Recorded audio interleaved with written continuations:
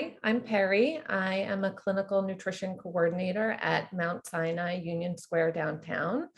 I work with patients undergoing bariatric surgery. I see them in the pre-op phase leading up to the surgery, and then I follow them lifelong after the surgery as well.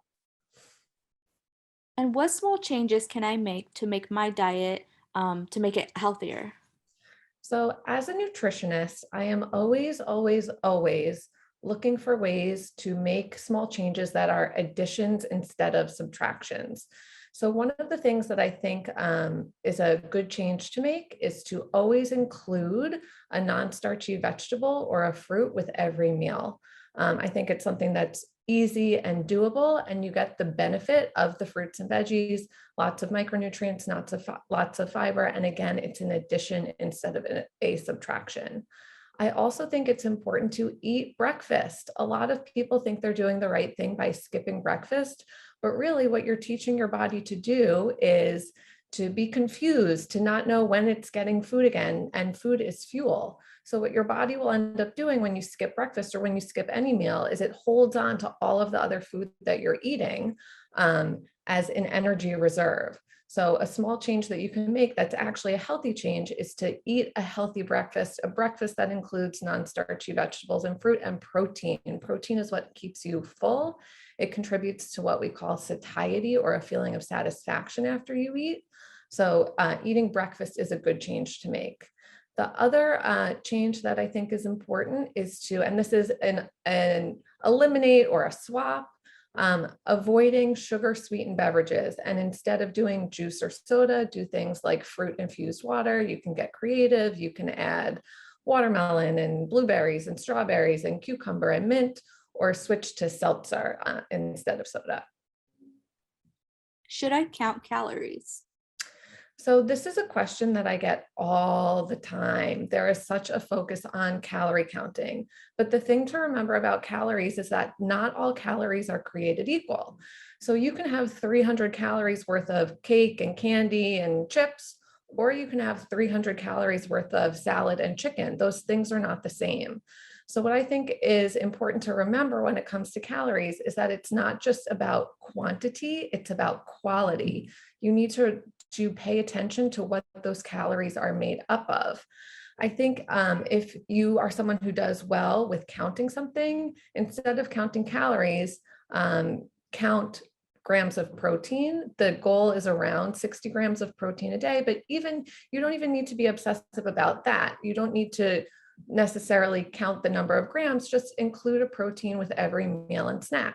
Proteins are in foods like eggs, plain non-fat Greek yogurt, low-fat cottage or ricotta cheese, fish, shellfish, chicken, turkey. So if you're making an effort to include a protein at every meal and snack and pair that protein again with a non-starchy vegetable or fruit, you are innately going to put yourself in the right calorie range, but you're also going to feel good because you're giving your body the fuel that it needs instead of just focusing on calories, the number. What calorie range should I be in? So again, it's a calorie range is something that's very individual. And instead of focusing on calories, I think it makes sense to focus on what those calories are made up of.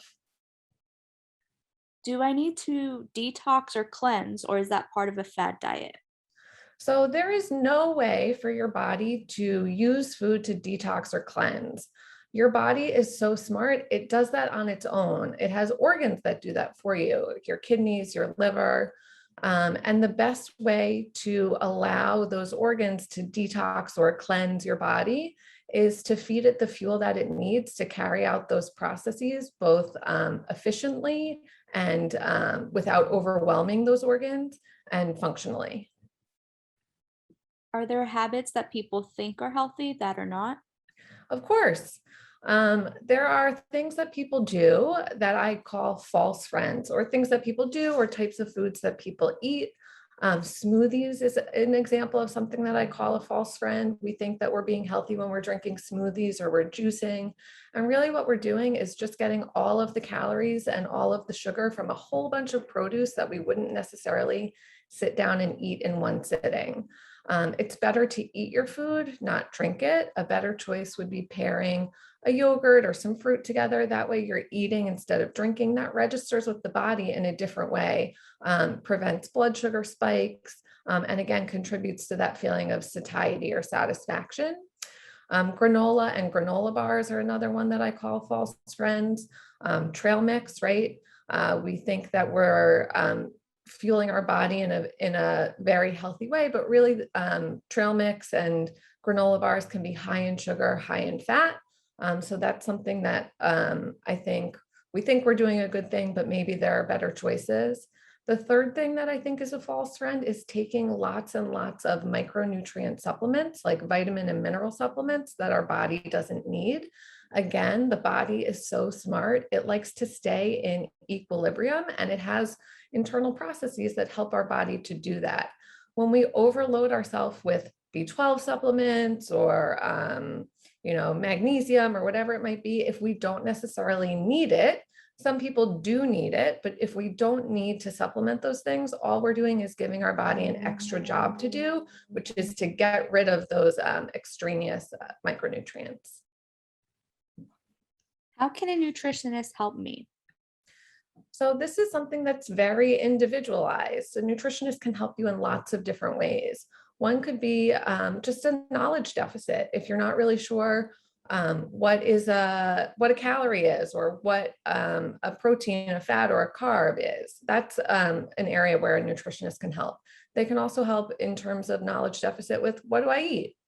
I think another way a nutritionist is really helpful is they can help you identify obstacles that you're having, because sometimes it's not about knowledge. Sometimes you know what to eat, but you're not eating it for whatever reason. And talking to a nutritionist can help you sort of work through those issues and come up with solutions to those obstacles.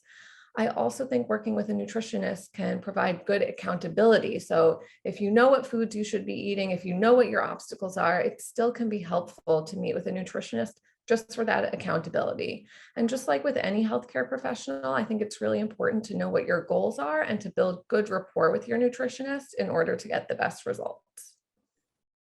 Why is the right mindset so important?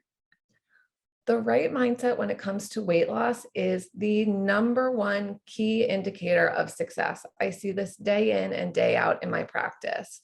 The patients or people or consumers who can connect the way that certain food choices make them feel, that making certain food, lifestyle, exercise choices make them feel good, feel strong, feel empowered. Those are the people, patients, consumers who have the most long-term success. I also think that weight loss can feel really overwhelming. You have this idea, oh, I need to lose 20 pounds in the next 2 months. How do I go about that? And I think breaking it down into a smaller chunk and just looking at the meal that's right in front of you, that breakfast, that lunch, that dinner, making a good choice, the best choice that you can in that moment, and doing that again and again and again.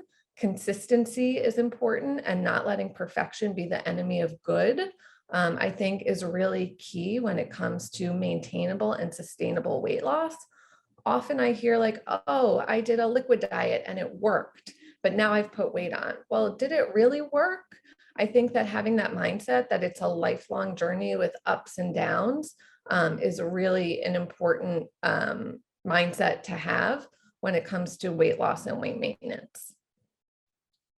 What fruits are best and which should I avoid? So I hear all the time that people are scared of bananas, and I don't want anyone to be scared of a banana. Um, Things like berries, so strawberries, blueberries, blackberries, do tend to be lower in sugar. The tropical fruit like bananas, pineapple, papaya, mango does tend to be a little bit higher in sugar. It doesn't mean never have a banana. It just means include variety and moderation when it comes to your fruit choices. Variety and moderation are key components of a general healthy diet. What's the best kind of yogurt? So there are so many yogurt choices in the yogurt aisle these days. It is absolutely overwhelming. Any plain non-fat Greek yogurt is a good choice. If you're someone who needs a little flavor in their yogurt, just flip the label over and make sure that the yogurt that you're choosing has at least 12 grams of protein and less than 6 or 7 grams of sugar. That way, you're getting the protein that you need, which contributes to that satiety that I've mentioned already and is good for maintaining your weight or can help you lose the weight. And you're also making sure that you're not getting too much added sugar. Some yogurts can have as much added sugar as a dessert. And lastly, is there anything else that is important for patients and consumers to know? I think it's so important that patients and consumers know that they can go into the holiday season, that they can go on vacation, that they can live life without sabotaging their weight loss efforts.